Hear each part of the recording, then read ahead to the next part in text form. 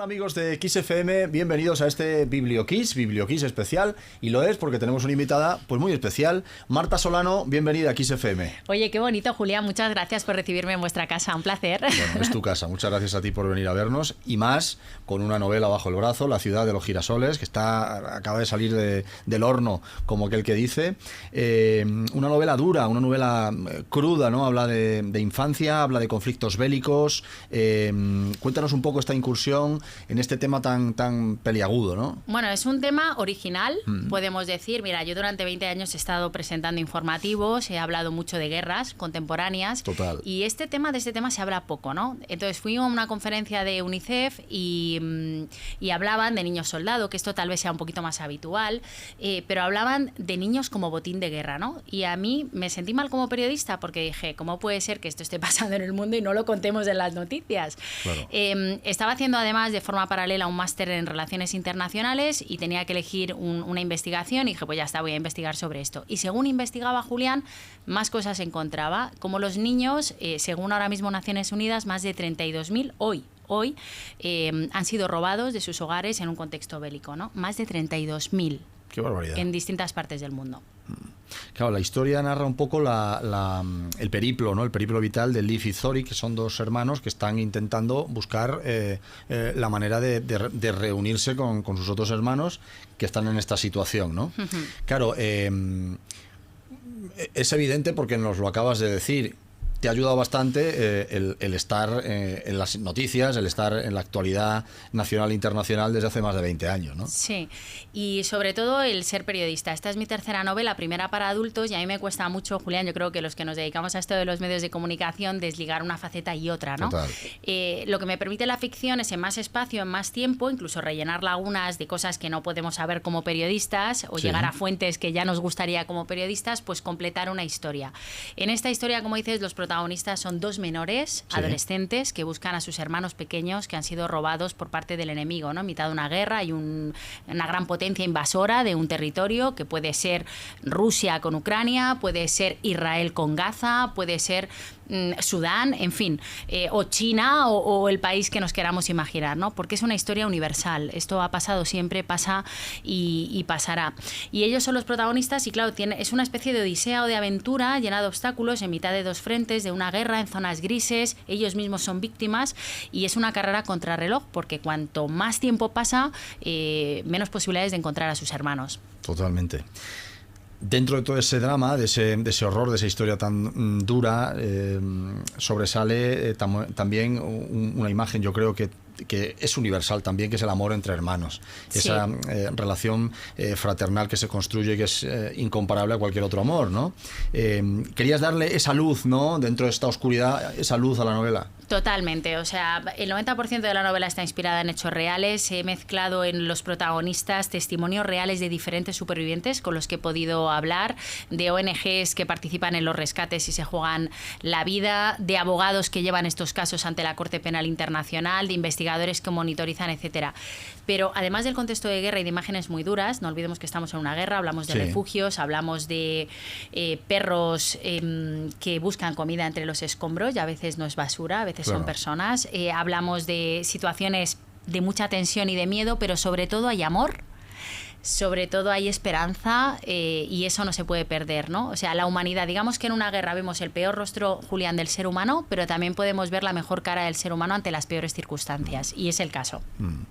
La novela, lo estás contando, explica o nos coloca en la cabeza imágenes devastadoras, imágenes de guerra, habla de las cicatrices o las heridas visibles, pero también de los traumas, ¿no? De todo aquello que no se ve, que no es visible, no es una herida, pero que queda tras sobrevivir a un conflicto así, ¿no? Claro, tan duro es una cosa como la otra, ¿no? Los que sobreviven también llevan una cicatriz mental de por vida, ¿no? Imagínate, ¿no? Y eso lo notas cuando hablas con personas que han sido víctimas o con sus familiares, que son los buscadores, ¿no? Los que inician esas búsquedas, porque no olvidemos que a estos niños que son utilizados como botín de guerra, la mayoría no son huérfanos, a lo mejor están en un hospital o a lo mejor están bajo custodia o tutela del Estado porque su padre o su madre están luchando en el frente o porque no tienen recursos, ¿no? Y la verdad es que sí, las cicatrices quedan. Son pocos los que vuelven y tenemos casos históricos, por ejemplo, en la Segunda Guerra Mundial, porque esto habla de historia también, ¿no? Hitler intentó al principio, por esto de la raza aria, pues que mujeres rubias, cruzarlas, digamos, o mezclarlas con militares oficiales de las SS. Luego eso le llevaba mucho tiempo y decidió robar niños del este de Europa y de Noruega también, sobre todo países nórdicos y eslavos, ¿no? del este de Europa. Y esto está pasando ahora también. Muchos de ellos se crían y crecen sin saber su verdadera identidad, porque cuando son robados les cambian su nombre, les dan otro pasaporte, les llevan a lo mejor a miles de kilómetros de su casa y no saben su origen real. Otros les comen tanto la cabeza que les convierten en niños soldados que acaban luchando contra su propio pueblo. Imagínate las cicatrices. Y los que vuelven, viven con esto toda la vida, ¿no? Y es duro, pero bueno, también está la sociedad civil e internacional para acogerles y ayudarles con tratamiento a que vuelvan a ser ellos mismos, ¿no? Aunque totalmente. Es difícil. Es difícil y costoso, ¿no? Claro, la ciudad, Asmat, el río Nadia, el orfanato, la ermita, hay una atmósfera muy cinematográfica, ¿no? en la novela. ¿Cómo ha sido construir estos escenarios que son ficticios? Como tú dices, es una novela universal. ¿Cómo ha sido construir los escenarios concretos de cada pasaje? Mira, bueno, yo soy periodista audiovisual. Entonces, a la hora de escribir dentro de esa formación, me gusta mucho las descripciones, las atmósferas y efectivamente incluso me han dicho la posibilidad de hacer una serie o una peli, porque entre que es un thriller bélico, es muy dinámico, el libro literalmente se bebe, ¿no? Por ejemplo, hay algunos lectores que me han dicho, bueno, acaba de llegar y ya llevo un tercio del libro porque va muy rápido, ¿no? La recreación de los escenarios me ha inspirado sobre todo en ciudades de Europa, si te soy sincera, por toda esa influencia de la Segunda Guerra Mundial, de países del este de Europa, de Polonia, de Ucrania.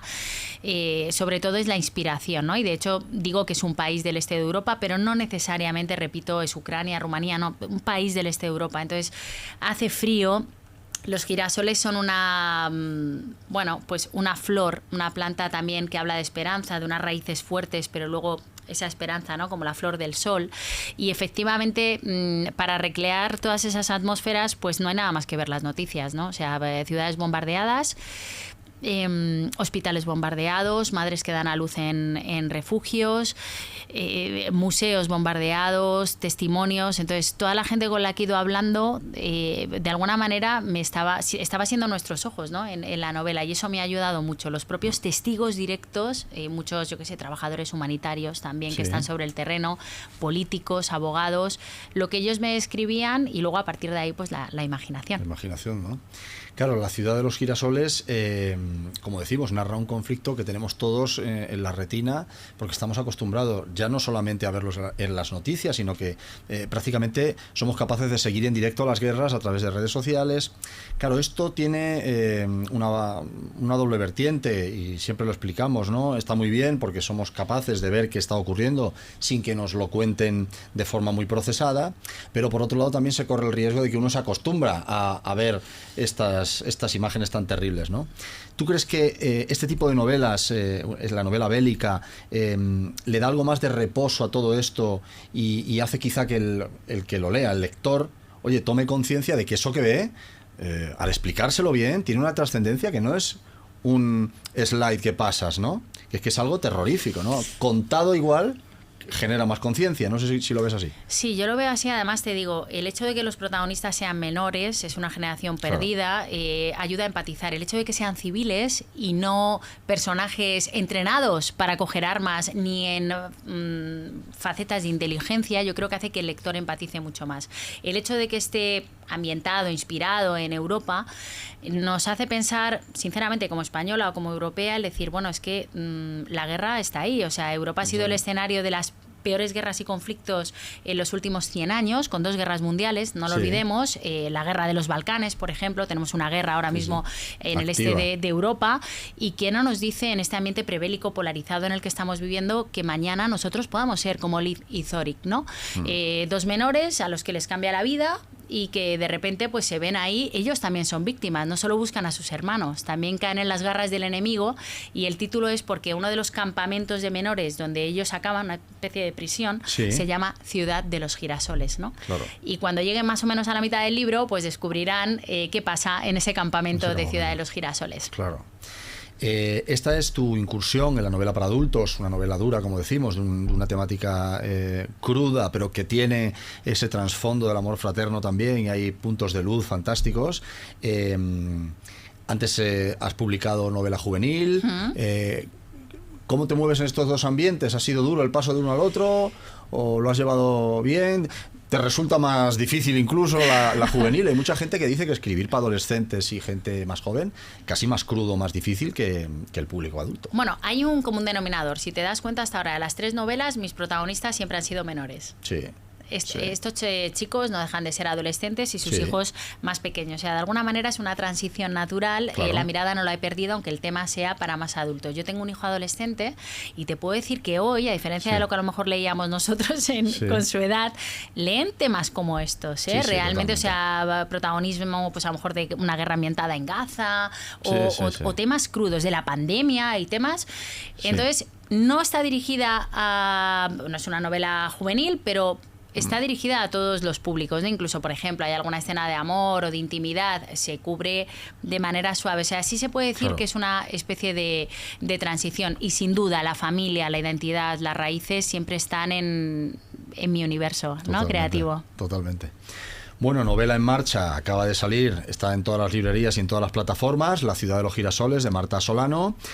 Decíamos antes fuera de micro, o sea, ¿se pueden hacer más cosas en menos tiempo? Pues yo creo que no. Pues estamos en la radio, la tele, la novela, en fin. ¿En qué estás ahora? ¿Cuál es, si quieres hablar de libros, hay algún libro que te esté sobrevolando ya la cabeza? ¿O? Mira, te tengo que decir que entre mi primera novela, la segunda novela, normalmente yo tardo como 2 años, porque le dedico 1 año más o menos a la documentación y otro año a escribir. Bueno, a escribir a lo mejor 6 o 7 meses y luego a corregir, que es la faceta más rollo. Lo peor, ¿no? Eso es lo peor. Eso es lo que todos decís. Nada, horrible. Y que en algún momento tienes que decir basta, ¿no? Ya no corrijo más. Nunca acabas de corregir y cuando luego ves una rata dices, no me lo puedo creer. Bueno, pues te tengo que decir que hacía 5 años que no sacaba una novela. Y tú dirás, 5 años, bien.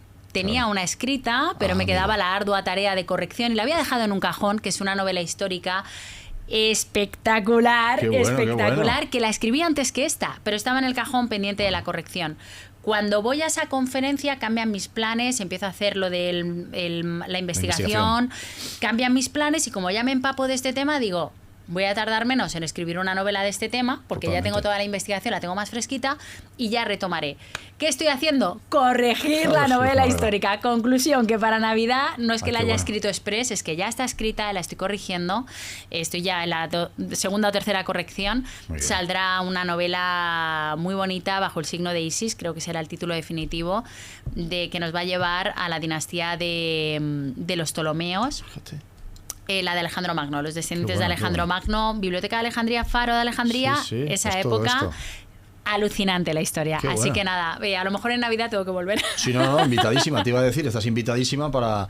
Mira, así podemos ver cómo ha ido esto, cómo los lectores te han ido diciendo según han ido leyendo la novela. Exacto. Y vamos a presentar la otra. Marta Solano ha venido a presentarnos La ciudad de los girasoles aquí a Kiss FM, a BiblioKiss. Muchas gracias por la visita. Ha sido un placer y espero que os guste mucho y las críticas son bien recibidas, ¿eh? En redes me podéis también criticar y así vamos mejorando, no pasa nada. Con respeto todo, pero el que se puede criticar. Con respeto. Gracias, Julián, un abrazo. Gracias, Marta.